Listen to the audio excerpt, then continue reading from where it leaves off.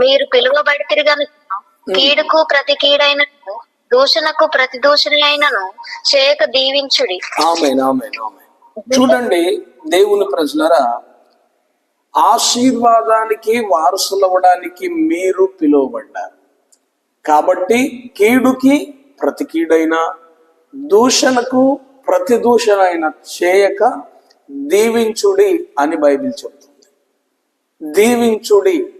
చూడండి, ఇక్కడ ఈ వాక్యంలో ఉన్న భావాన్ని మనం తెలుసుకుంటే, ఆశీర్వాదానికి మనం వారసులమైతే మరలా దేవుడు అంటున్నాడు మీరు దీవించాలి అంటున్నాడు. అంటే దేవుని యొక్క సంకల్పం, దేవుని యొక్క ఉద్దేశం, అసలైన ఆశీర్వాదానికి నిర్వచనం ఏంటంటే కేవలము మనము దీవించబడమే కాదు, మన ద్వారా అనేకులు దీవించబడాలి అని. Praise the lord. మనము దీవించబడడం కాదు, మనము దీవించబడడం మాత్రమే ఆశీర్వాదం కాదు. గుర్తుపెట్టుకోండి, మనం బాగుండడమే ఆశీర్వాదం కాదు, మనం అభివృద్ధి చెందడమే ఆశీర్వాదం కాదు. మన ద్వారా అనేకులు దీవించబడాలి, మన ద్వారా అనేకులు ఆశీర్వదించబడాలి, మన ద్వారా అనేకులు ఆదరించబడాలి. ఆమేన్.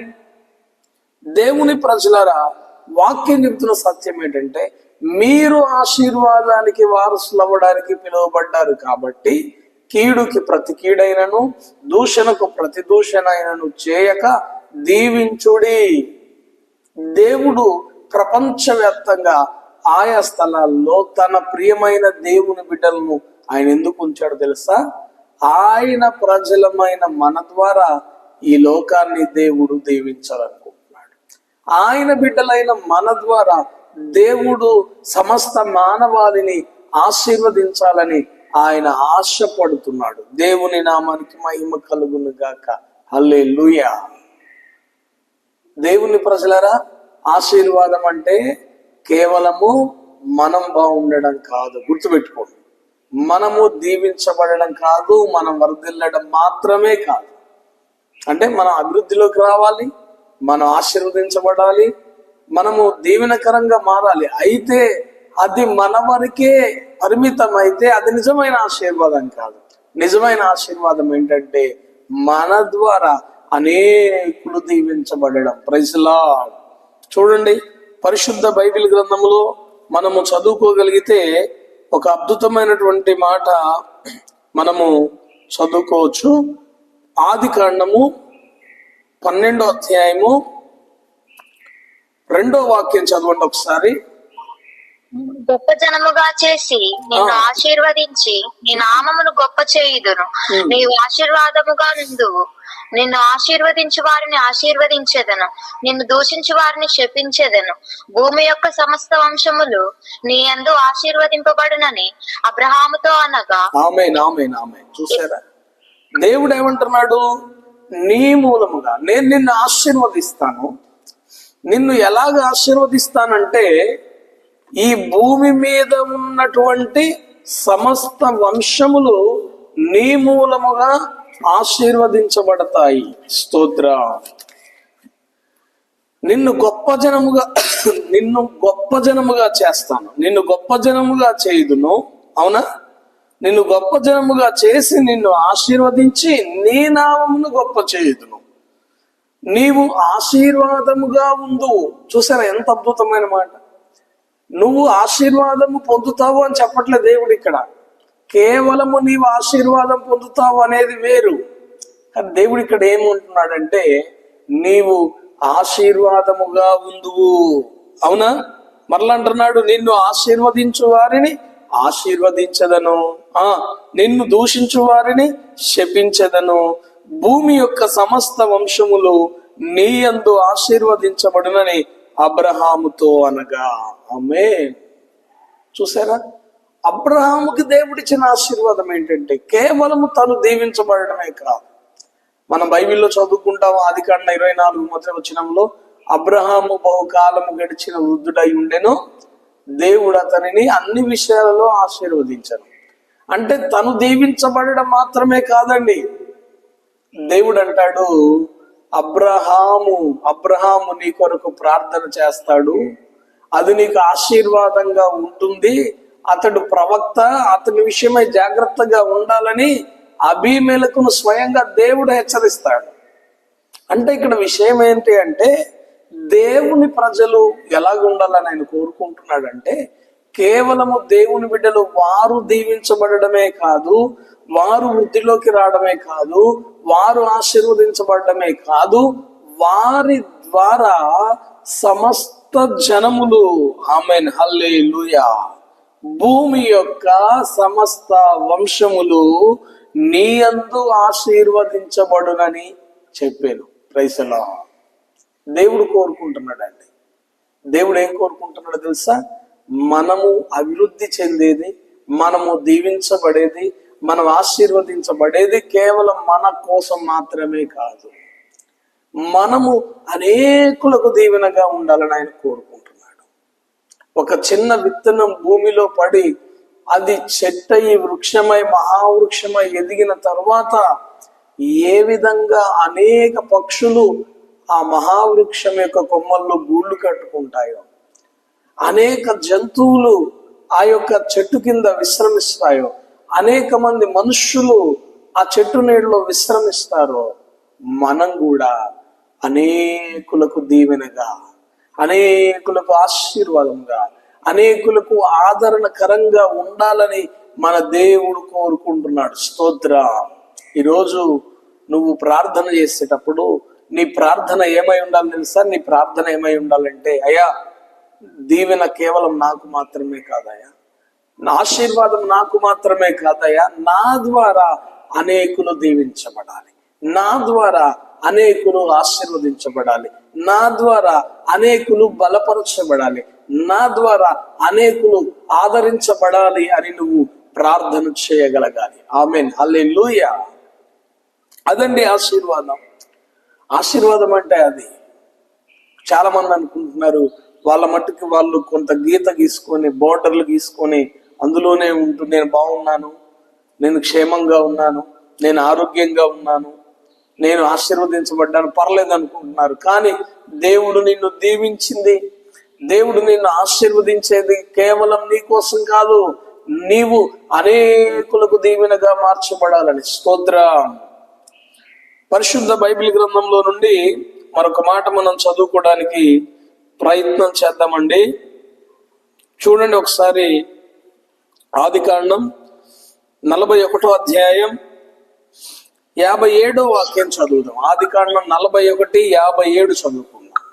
ఐగుప్తు దేశమందు సమృద్ధిగా పంట పండిన సంవత్సరములు గడిచిన తరువాత యోసేపు చెప్పిన ప్రకారము 7 కరువు సంవత్సరములు ఆరంభమాయను గాని ఐగుప్తు దేశమందంతటను ఆహారం ఉండెను.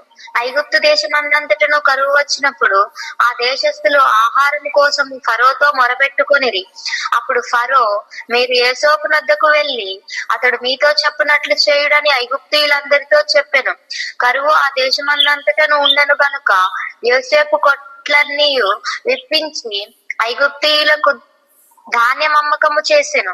ఐగుప్తు దేశమునందు ఆ కరువు భారముగా ఉండెను, మరియు ఆ కరువు ప్రతి దేశమందు భారమైనందున సమస్త దేశస్థులు యోసేపు నద్ద ధాన్యము కొనుటకు ఐగుప్తునకు వచ్చిరి. ఆమేన్ ఆమేన్ ఆమేన్ ఆమేన్. చూసారా, దేవుడు చెరసాలలో ఉన్న యోసేపుని అన్యాయంగా అక్రమంగా నింద వేసి చెరసాలలో వేయబడ్డ యోసేపును లేపాడు, దీవించాడు, ఆశీర్వదించి రాజు ఎదుట అతన్ని నిలబెట్టినప్పుడు ఆ రాజుగారు తన కలభావాన్ని చెప్పిన యోసేపును హెచ్చించి ఆ దేశ ప్రధానిగా మారిస్తే ఆ దేశంలో రాబోయే కరువు నుండి ప్రజలను విడిపించడానికి దేవుడు యోసేపును వాడుకున్నాడు. కూడా ఆ 7 సంవత్సరాల కరువు కాలంలో కూడా ఏ ఇబ్బంది లేకుండా ప్రజలందరికీ ఆహారం ఇవ్వడానికి దేవుడు ఇక్కడ యోసేపును వాడుకున్నాడు. దేవుడు యోసేపును హెచ్చించింది, సింహాసనం ఇచ్చింది, అధికారం ఇచ్చింది. అవునా, ఆయనకు రాజవస్త్రాలు ధరింపజేసి గణపరిచింది. ఎందుకు అంటే కేవలము యోసేపు బాగుండాలని కాదు, కేవలము యోసేపు దీవించబడాలని కాదు, యోసేపు ద్వారా సమస్త దేశముల వారు. ఆమేన్. మనం అక్కడ చదువుకున్నాం కదా అబ్రహాము విషయంలో, నీ వలన సమస్త వంశములు దీవించబడును అని. ఇక్కడ దేవుడు యోసేపును దీవించడంలో గల ఉద్దేశం ఏంటంటే కేవలం యోసేపు బాగుండాలని కాదు, యోసేపు ద్వారా సమస్త దేశాలలో ఉన్న కరువు తీర్చబడాలి, సమస్త దేశాలలో ఉన్న ప్రజల ఆకలి తీరాలి. ఐగుప్తు దేశంలోనే కాదు, చుట్టుప్రక్కల అన్ని దేశాల్లో కరువు వచ్చిందట. అన్ని దేశాల వాళ్ళు కూడా వచ్చి యోసేపు దగ్గర ధాన్యం కొంటున్నారు. అతడు అనేకులకు ఆకలి తీర్చడమే కాదు, వాళ్ళందరూ ధాన్యం కొంటున్నప్పుడు ఇచ్చిన రూకలు ఐగుప్తు దేశ ధనాగారంలో దాచిపెట్టాడు. అందుకే ఐగుప్తు అంత బలమైనటువంటి రాజ్యంగా ఏర్పడింది ఆ రోజుల్లో. ఐగుప్తు దేశం అభివృద్ధి చెందడానికి ఆయన కారకుడయ్యాడు. స్వయాన రాజు అంటున్నాడు, నేను పేరుకే రాజును గాని అధికారం అంతా నీదే యోసేపు అని చెప్పాడు. గల కారణం ఏంటంటే యోసేపును దేవుడు దీవించాడని వాళ్ళు కనుగొన్నారు, వాళ్ళు గ్రహించారు.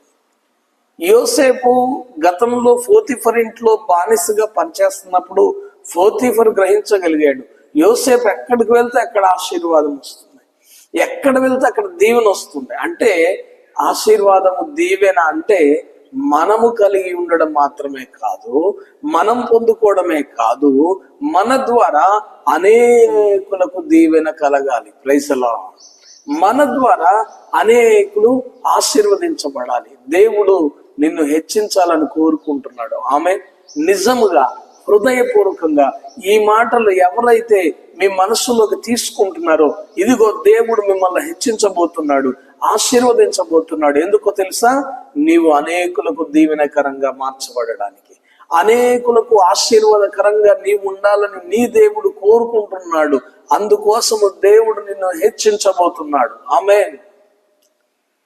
దేవుని ప్రజలరా, దేవుని వాక్యాన్ని మనం అర్థం చేసుకోవాలి. చాలా మంది మనసులో ఉద్దేశం ఏంటంటే నేను డెవలప్ అవ్వాలి, నేను అభివృద్ధి చెందాలి, నేను దేనికి నీకు ఆశీర్వాదం?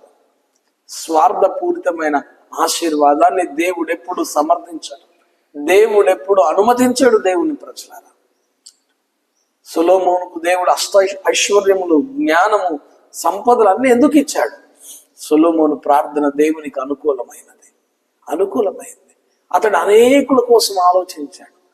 ఆ దేశ ప్రజలందరికీ న్యాయం తీర్చే జ్ఞానం కావాలని అడిగాడు కదా. ఈ రోజున నీ ఆశీర్వాదం నీ దగ్గర ఆగిపోవద్దు. దేవుడు నీకు ఇచ్చిన కృప నీ దగ్గర నిలిచిపోవద్దు. నువ్వు పొందుకున్న కృపను, నువ్వు పొందుకున్న దీవెనను, నువ్వు పొందుకున్న ఆశీర్వాదాన్ని నీ ద్వారా అనేకులకు దేవుడు ఇవ్వాలని కోరుకుంటున్నాడు. దేవుని నామానికి మహిమ కలుగును గాక. ఎవరైతే ఆశీర్వాదం కోరుకుంటున్నారో దేవుణ్ణి ఇలా అడగండి, అయ్యా నేను బాగుండడమే కాదు, నేను దీవించబడమే కాదు, నా ద్వారా అనేకులు దీవించబడాలి, నా ద్వారా అనేకులు ఆశీర్వదించబడాలి. చూసారా, యోసేపు ఎక్కడ అడుగు పెడితే అక్కడ ఆశీర్వాదం. దేవుని బిడ్డలమైన మనం కూడా అండి, ఎక్కడ అడుగు పెడితే అక్కడ దీవెన ఉండాలి, అక్కడ ఆశీర్వాదం ఉండాలి, అక్కడ సమాధానం ఉండాలి. సమాధానపరచువారు ధన్యులు, వారు దేవుని కుమారులు అనబడతారు. మనం అడుగు పెట్టిన చోట అక్కడ ఉన్నటువంటి సమస్య తొలగిపోయి సమాధానం రావాలి. మనం అడుగు పెట్టిన చోట కరువు తొలగిపోయి సమృద్ధి రావాలి. మనం అడుగు పెట్టిన చోట శాపము తొలగిపోయి ఆశీర్వాదం కలగాలి. మనం అడుగు పెట్టిన చోట పాపము పారిపోయి పరిశుద్ధత కలగాలి. దేవుని బిడ్డలుగా ఆశీర్వాదం అంటే మనం మాత్రం పొందుకునేది కాదు, మన చుట్టూ కూడా మనం ఉన్నటువంటి పరిస్థితులు, మనం ఉన్న వాతావరణము, మనం ఉన్నటువంటి స్థలము, పరిసరాలన్నీ కూడా మన ద్వారా ప్రభావితం చేయబడాలి. ఆమేన్. ఒక్క దేవుని బిడ్డగా నీ లక్ష్యం ఏంటో తెలుసా? నీ లక్ష్యం ఎలాగ ఉండాలంటే నీవు నీ చుట్టూ ఉన్న పరిస్థితులకు ప్రభావితం చెందడం కాదు, నీ చుట్టూ ఉన్న పరిస్థితులను బట్టి నువ్వు ప్రభావితం చేయబడడం కాదు, కానీ నీవెక్కడికైతే వెళ్తావో అక్కడున్న పరిస్థితులన్నీ నిన్ను బట్టి మార్చబడును గాక. ఆమేన్. పరిస్థితులను చూసి నువ్వు భయపడడం కాదు, నీ చుట్టూ ఉన్న పరిస్థితులు నీకు అనుకూలంగా ఉండడం కాదు, కానీ నీ ఉన్న చోట నిన్ను బట్టి పరిస్థితులు మార్చబడును గాక. ఆమేన్. నిన్ను బట్టి నీ చుట్టూ ఉన్న ప్రజలు దీవించబడాలి. నిన్ను బట్టి నువ్వు అక్కడ అడుగు పెట్టడం వల్ల, నేను ఒక చోట అడుగు పెడితే అక్కడ సమాధానం కలగాలి, అక్కడ ఆశీర్వాదం కలగాలి, అక్కడ నెమ్మది కలగాలి, అక్కడ దీవెన కలగాలి. ఆమేన్. అదేంటి ఆశీర్వాదం అంటే. పరిస్థితులన్నీ అనుకూలంగా ఉండి నువ్వు దీవించబడితే అది దీవెన కాదు. నువ్వు అడుగు పెట్టడం వల్ల అక్కడ పరిస్థితులు మార్చబడాలి. ఆమేన్. మన గృహము, మన నివాసం ఉండడం వల్ల మన వీధి దీవెనకరంగా మార్చబడాలి. నీవు నీ బంధువర్గములో ఉండడం వల్ల నిన్ను బట్టి నీ బంధువర్గము దీవించబడాలి. నీ స్నేహితుల మధ్యలో నీవు ఉండడం వల్ల నీ వలన నీ స్నేహితులు ఆశీర్వదించబడాలి. నీవు ఉండడము దీవెన అని నీ చుట్టూ ఉన్నవారు గ్రహించగలగడమే అసలైన ఆశీర్వాదం. ఆమేన్. దేవుడు అలా దీవించాడండి యోసేపుని. అబ్రహామును అలాగే దీవించాడు. ఆశీర్వాదం అంటే కేవలము మనం కలిగి ఉండేది కాదు, మన ద్వారా అనేకులు పొందుకునేదే ఆశీర్వాదం. నీవు అనేకులకు దీవెనగా ఉంటావని దేవుని వాక్యం చాలా స్పష్టంగా చెబుతా ఉంది. చూడండి, పరిశుద్ధ గ్రంథంలో ఈ వాక్యం చదువుకుందాం ఒకసారి. ఎస్తేరు గ్రంథం 8వ అధ్యాయం, ఎస్తేరు గ్రంథం 8వ అధ్యాయం 17వ వచనం చదువుదాం ఒకసారి. అది చేసిన తీర్మానమును అతని చట్టమును వచ్చిన ప్రతి సంస్థానమందును ప్రతి పట్టణమందును యూదులకు ఆనందమును సంతోషమును కలిగెను. అది శుభదినమని విందు చేసుకొనిరి. మరియు దేశ జనులలో యూదుల ఎడల భయము కలిగెను కనుక అనేకులు యూదుల మతము అవలంబించిరి. ఆమేన్, ఆమేన్, ఆమేన్. చూడండి దేవుని ప్రజలారా, ఎస్తేరు గురించిన ఒక అద్భుతమైన మాట మీతో పంచుకోవాలని నేను ఆశపడుతున్నా. ఏ దిక్కులేని ఎస్తేరును దేవుడు హెచ్చించి, అవునా, గొప్ప రాణిగా దేవుడు మార్చాడు. పర్షియా రాజు అయినటువంటి అహష్వేరోషు రాజుకి భార్యగా ఎస్తేరు ఎంచబడ్డప్పుడు ఆమె రాణిగా ఎన్నికైన తర్వాత మంచి ఉన్నతమైన స్థితిలో ఉంది. ఆమె చాలా బాగుంది, ఆమె ఘనంగా ఉంది, ఆమె దీవెనకరంగా ఉంది, ఆమె గొప్పగానే బ్రతుకుతుంది. కానీ సమస్య ఏంటంటే అదే దేశంలో ఉన్న యూదుల మీదకి గొప్ప మరణ శాసనం వచ్చింది. హామాన్ అనేవాడు యూదులందరినీ చంపడానికి రాజుగారి చేత శాసనము చేయించి ఉత్తర్వులు జారీ చేయించి యూదుల నాశనానికి ఒడిగట్టినప్పుడు మొర్దెకై ద్వారా విషయాన్ని తెలుసుకున్న ఎస్తేరు యూదులను కాపాడడానికి నిర్ణయించుకుంది. దేవునికి స్తోత్రం, హల్లెలూయా. వాస్తవంగా ఈ సందర్భంలో ఎస్తేరు బానే ఉంది, ఎస్తేరు క్షేమంగానే ఉంది, ఎస్తేరు ఆరోగ్యంగానే ఉంది, ఎస్తేరు ఆశీర్వాదకరంగానే ఉంది. కానీ మొర్దెకై గుర్తు చేస్తూ ఉంటాడు, ఎస్తేరు, నీవు ఈ స్థితిలోకి ఎందుకు వచ్చావో తెలుసా? నీవు రాణిగా ఎందుకు అయ్యావో తెలుసా? దేవుడు నిన్ను ఎందుకు హెచ్చించాడో తెలుసా? ఈ రోజు కోసమే, ఈ పరిస్థితుల కోసమే, నీ ప్రజలైన యూదులను నువ్వు రక్షించుకునే ఒక గొప్ప అవకాశాన్ని దేవుడు నీకు ఇవ్వడం కోసమే నిన్ను హెచ్చించాడు, రాణిగా మార్చాడు. ఈ సమయంలో నువ్వు మౌనంగా ఉండొద్దు. నేను క్షేమంగా ఉన్నాను, నేను ఆశీర్వాదకరంగా ఉన్నాను, నాకు సమృద్ధి ఉంది, ఏం పర్వాలేదని నువ్వు అనుకోవద్దు. అసలు దేవుడు నిన్ను ఈ స్థితిలోకి ఎందుకు తీసుకొచ్చాడు, ఎందుకు హెచ్చించాడో తెలుసా?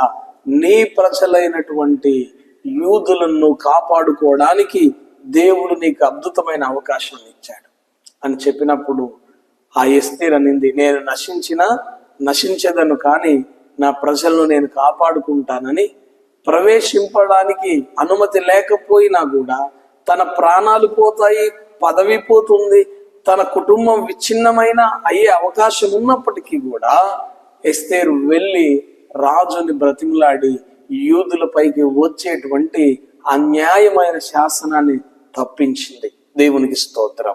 ఎందుకు ఈ మాట నేను జ్ఞాపకం చేస్తున్నానంటే, ఎస్తేరు దీవెన తన మట్టుకే స్వార్థంగా తన సంతోషం కోసమే తను వాడుకోలేదు. దేవుడు ఎస్తేరుని ఎందుకు దీవించాడంటే, తన ద్వారా అనేకులు దీవించబడాలి, తన ద్వారా తన ప్రజలు ఆశీర్వదించబడాలి, తన ద్వారా తనతో ఉన్న సమాజము, యూదులు, ఇక్కడ యూదులు దేవుని సంఘానికి గుర్తు. మనము దీవించబడ్డ కొలది, మనము ఆశీర్వదించబడ్డ కొలది, మనము వృద్ధి చెందే కొలది మన ద్వారా మన సమాజము కూడా దీవించబడాలి, మన ద్వారా మన సమాజము ఆశీర్వాదం పొందాలి, మన ద్వారా మన చుట్టూ ఉన్న వాళ్ళు ఆదరణ పొందాలి. ఆశ్చర్యకరమైన విషయం ఏంటో తెలుసా? 16వ వచనం, ఎస్తేరు గ్రంథం 8:16 నుంచి చదువుతున్నాను. మరియు యూదులకు క్షేమమును ఆనందమును సంతుష్టియు ఘనతయు కలిగేను. ఏం కలిగాయట?